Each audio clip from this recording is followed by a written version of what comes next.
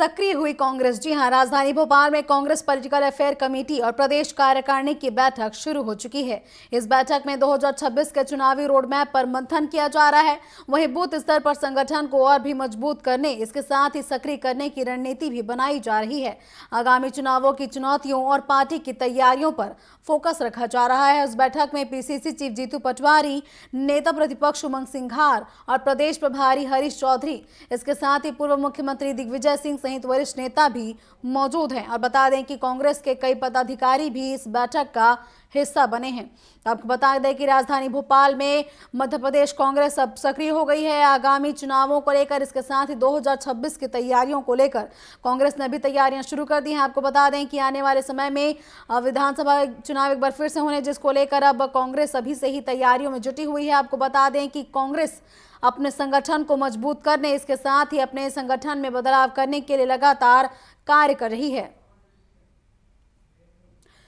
इस खबर में ज्यादा जानकारी के लिए हमारे सहयोगी गब्बर सिंह ठाकुर जुड़ चुके हैं। गब्बर, क्या कुछ जानकारी है? जैसा कि बताया जा रहा है कि कांग्रेस ने अभी से ही तैयारियां शुरू कर दी हैं, 2026 को लेकर हो या फिर चुनाव को लेकर।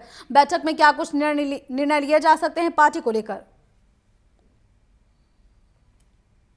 That's a full बैठक है और इस बैठक में कई निर्णय लिए जाएंगे। लेकिन आपको बता दें कि ये बैठक काफी देर तक चलनी है, शाम तक चलनी है। शाम के बाद में ही जब बैठक समाप्त हो जाएगी, उसके बाद में ही इसका निष्कर्ष निकल के सामने आएगा। लेकिन जो बात निकल के सामने आई है कि ये बैठक क्यों की जा रही है वर्किंग कमेटी की, तो इस बैठक में आगामी जो चुनाव है, चुनाव की रणनीति को लेकर के ये बैठक की जा रही है। इसी के साथ में जो पदाधिकारी है और कांग्रेस की जो रीति नीति है, कांग्रेस के वर्किंग कमेटी को लेकर के ये बैठक है।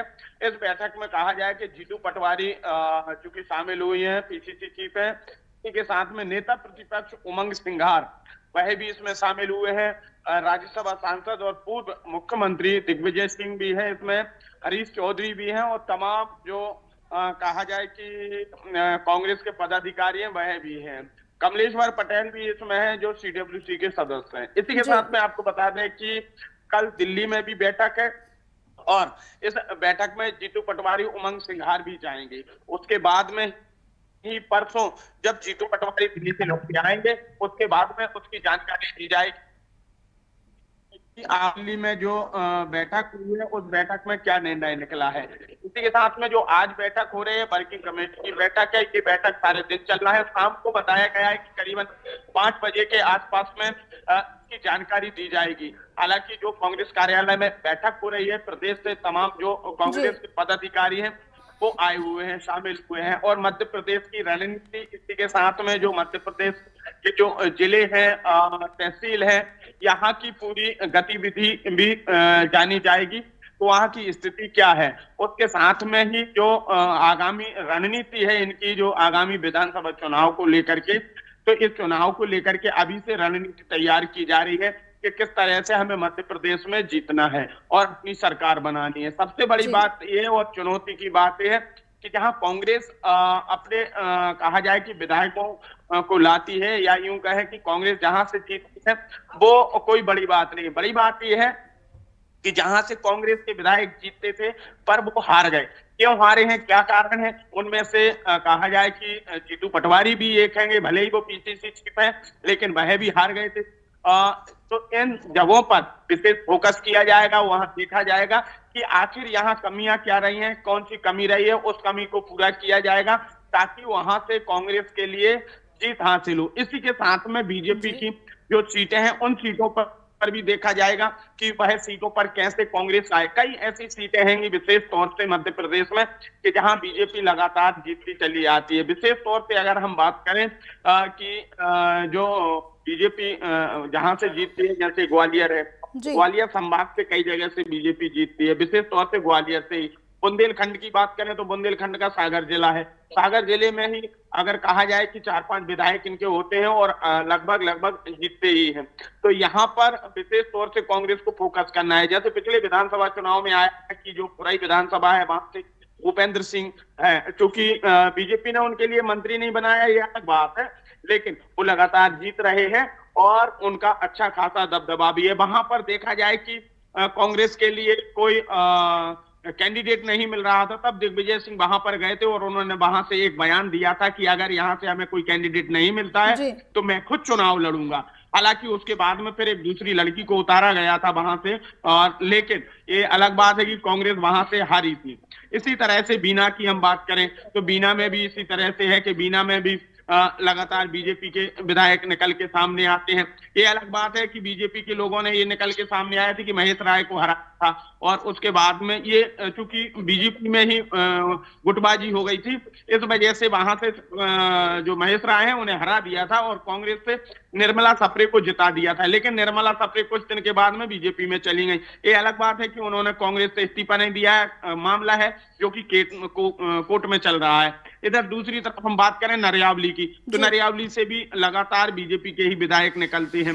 अगर हम बात करें सागर की, तो सागर से ही लगातार आप देखिए कि शैलेंद्र जैन है जो कि विधायक हैं, गोपाल भार्गव हैं। इधर हम बात करें गोविंद सिंह राजपूत की, तो वो पहले कांग्रेस में थे, लेकिन जब कांग्रेस की सरकार गिरी थी, कमलनाथ जी की सरकार थी 1.5 साल की रही, और जब सरकार गिरी थी तब वो बीजेपी में चले गए थे, तो वह भी जीत रहे। तो ऐसी और भी मध्य प्रदेश में कई सीटें हैं जहां पर बढ़त भी बनी है बीजेपी की और मजबूत स्थिति भी है। तो ऐसी जगहों से मजबूत कैंडिडेट लाना है ताकि कांग्रेस को वहां से जीत मिल सके, और ऐसी उन जगहों पर भी कहा जाए फोकस करना है जहां कांग्रेस लगातार जीतती थी लेकिन किसी कारणवश हार गई। क्यों हारी? जैसे कुरवाई है, कुरवाई में भी बीजेपी है, तो ये क्यों हारी है, क्या कारण है?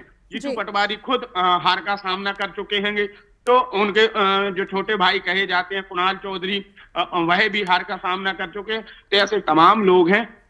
भोपाल की भी बात करें तो पीसी शर्मा है, पीसी शर्मा खुद हारे हैं। तो ऐसी जगहों से जो विधानसभा सीटें हैं उन विधानसभा सीटों पर भी फोकस किया जाना है, उनकी भी कहा जाए कि जमीनी स्थिति देखना है कि यहाँ से कैसे कांग्रेस पार्टी जीत हासिल करेगी, कौन सी कमी है, उन कमियों को पूरा किया जाएगा। ऐसी तमाम चीजों पर आज वर्किंग कमेटी की बैठक चल रही है।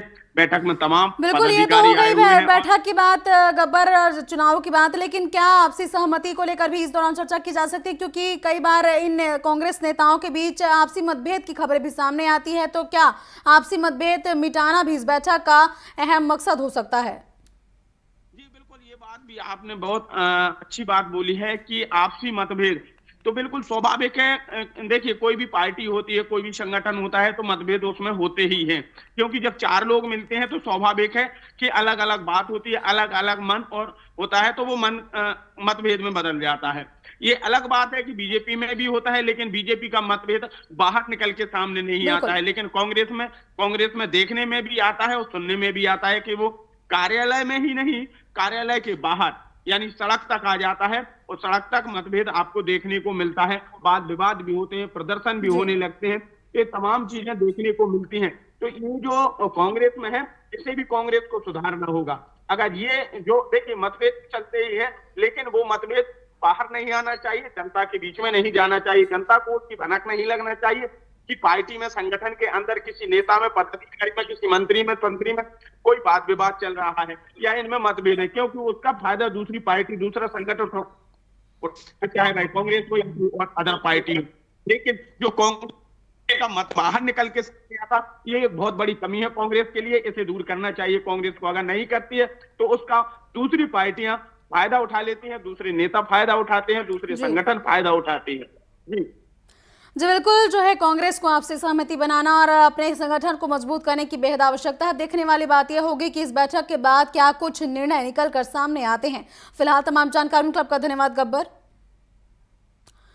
और यह थे हमारे सहयोगी गब्बर सिंह ठाकुर ने बताया कि कांग्रेस की बैठक जारी है। हालांकि ये बैठक शाम तक चलने वाली है, जिसके बाद ही पता चल पाएगा कि इस बैठक में क्या कुछ निर्णय लिए गए हैं। लेकिन जो है ये अंदाजा लगाया जा रहा है कि इस बैठक में आगामी 2026, इसके साथ ही आगामी चुनावों को लेकर चर्चा की जा सकती है। इसके साथ ही आपसी सहमति को मजबूत करना भी इस बैठक का मकसद हो सकता है, क्योंकि कई बार कांग्रेस नेताओं के बीच आपसी मतभेद की खबरें सामने निकल कर आती हैं जो सड़क तक आ जाती हैं। इसके साथ ही सोशल मीडिया पर काफी चर्चा का भी विषय बनी रहती है और इन्हीं सब मुद्दों को लेकर आज कांग्रेस अहम बैठक कर रही है।